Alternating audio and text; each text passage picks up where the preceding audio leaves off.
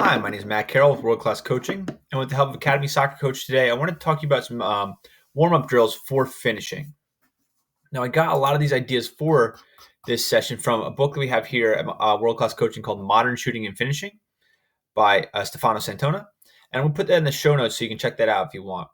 But the session itself is just simple little warm-up drills to get us ready to activation drills to get us ready for a shooting and finishing session. So what I've got set up here is a couple cones. We got some opposition players off to the side right now. Just simple ideas. Starting off, just getting the technique down.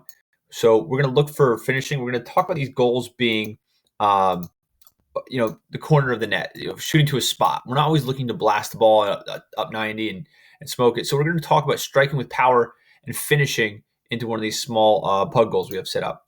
So what the player will do is they will dribble, pull some kind of cut around, get square to goal, get their hips around, and they will finish into one of the goals. Same thing over here. The player dribble around. Maybe have them pull a move. Maybe have them just cut with the outside of their foot, get their hips around, get square so they're ready to shoot, and a low, hard driven finish into the goal here. So again, just working on technique, just getting them warmed up, just getting the idea of, hey, we're going to strike it low and hard and find a spot. It doesn't have to be a blast. We don't have to be skying over the net, but just getting into that rhythm. Okay, so they've gone out opposed. Again, you can add whatever you want in terms of a move, pull, a cut, something like that. They're getting the idea. Now we're going to introduce opposition players where you'll have on the coach's mark, they'll say go. And same thing, this player is going to try to race around, get around this cone, get square, and get a shot off as fast as possible. This player the entire time behind them is going to be trailing them, trying to stop that shot and get in front of it as best as possible. You can create a reward system here where maybe if the yellow player is able to deflect the shot, is able to get a touch on it, is able to deflect it, slow down the shot, there's some kind of punishment, jumping jack, something silly like that. Or you can make it, if they miss a shot, you create points to go back and forth. If you're doing a small-sided session with only 4 players, maybe these players just alternate, and you create a point value. So it's 5 points if you score. Then they flip-flop, and you get a point for the other player missing, or you get a point for 3 points if you block a shot, something along those lines. Again, you can get creative, but again, we're getting that basic idea of get around, find space, get your hip square, and get a hard, low finish. Now we're just adding opposition to it. So what we go from here, remove some of these, and we'll create basically 2 zones. And the way I would structure this is saying that basically this is the left side of the goal here, and this is the right side of the goal. We're just trying to find space to find a shot into one of these side nettings or lower posts. So what we have is we start a player off, let's say here. We'll start the player here. And we'll have an attacking player start right about here. And we have a yellow player defending here.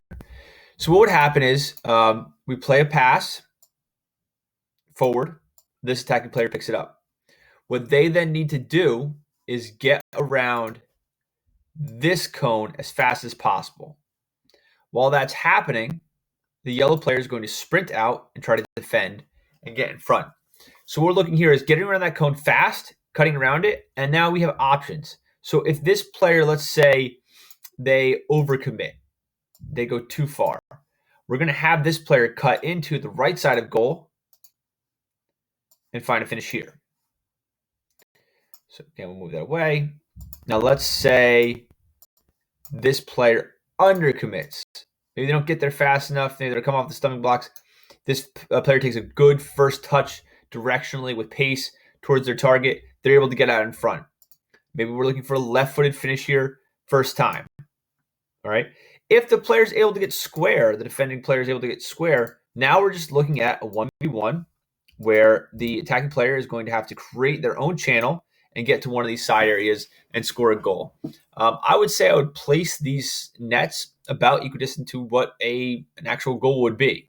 You can make it a little bit bigger if you think you need a little more room. but I would try to simulate it as finishing the lower corners as best as possible and visualizing that space. You put a whole goal in, yeah, it's realistic, but you're getting it so that players can, they have a lot more room to work. It's a couple inches to the right, it's a couple inches to the left. Hey, it's still in the goal. When you're playing with the pug goals, it's creating accuracy. You have to hit the target. You have to hit the small target. If you want to create the visualization, you can have the big goal in there, and then just put the pug goals in the corners, and just be like, well, it only counts if you hit in these pug goals. So the next stage we'd have here is we would have almost the same thing, but now we're looking for the trail. We're looking for some kind of trail pass here. So let's say bring a couple gold. We'll go blue here. We'll go blue. And we're going to time it up. Now, it depends on what you're looking for here. It depends on the pacing of your players, the size of your field, all that stuff. So you can add, subtract cones as need be. But the idea behind this one is the player is going to be coming from the back. Now, a lot of our pressure, you're either creating the space for the shot, and you're facing towards the defending player, or a lot of times when we're talking breakaways, it's pressure from behind. It's that anticipated pressure of, hey, there's a guy on the back of me. He's going to be, he's breathing down my neck. He's going to put on the pressure, and that's where we get nervous, scuff a shot, sky, whatever it is. So in this one, we have the player playing to the attacking player, takes a good first touch, and they then are going to dribble in between these cones. They have to then go again around the red cone and make a decision. What's going on now for the yellow player? They've played the pass. As soon as they play the pass, they start a dead sprint around this red cone, and they're going to try to trail and get on the back of that player and put as much pressure as possible. Again, the idea is, hey, you're on a breakaway, you're bearing down on goal, this guy's right on your back. Can you still finish and find a net? Same thing, making the choice of which goal to go to. If the pressure comes from this side, pushes you this way, you're going to finish the right foot. If they cut under and put pressure on your right side, you'll go to the left side and find a finish. Again, we can add stuff to this. We can add goalies. If you want to bring the whole net in, something like this, we bring the whole net in. We put pug goals on the sides. Put a goalie in there if you want. Go back and forth with these guys. Create some kind of point system where if the shot's missed, you get a point. If the shot's blocked, you get 5 points. If the goal scored, you get 5 points. Something along those lines. And it depends what you're looking for out of your player here. Now, you can have cones here if it's, hey, they're getting there, the yellow player's getting there too fast. You can add stuff. If it's like way too little and the attacking player is getting there every single time with so much time and space, they're taking 7, 8, 9, 10 touches, and it's not really working, we can add something to that. We can add extra coaching sticks. We can add a hurdle. We can have them pull a move. We can do a mock 1v1 or like a dummy play where we just put dummy here. They have to pull a move against a dummy. Or we can have a defender that comes in and plays some kind of shadow defense, just light defense, just to kind of slow them down. All it is about how you want to time it up. You're looking for the players to get to around that cone as fast as possible. If they go slow, it's not realistic. It's making a quick cut, getting towards goal, getting your hips around, and finding a finish with pressure on your back. So again, modify that how you want. But overall, I think any one of these drills, you can put them all in succession. You can put them all separately, just as a small warm-up. If you're going to have a shooting session, they're all pretty good for just getting that concept of get to a space, pick your head up, find where you're going to shoot, and getting your hips square to your target. Whether it's pulling a move, going 1v1, creating your own space, whether it's jockeying with the player on your back and finding that finish. From the get-go, you're really working on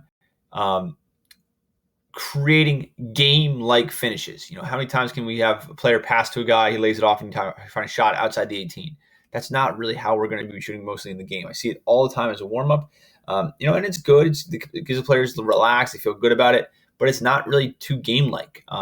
This is going to create a lot more game-like scenarios. So again, I was inspired by a lot of this from Modern Shooting and Finishing by Stefano Santona. And again, that's going to be in the show notes, so you can check that out. My name is Matt Carroll with World Class Coaching with the help of Academy Soccer Coach. I hope this session finds you well.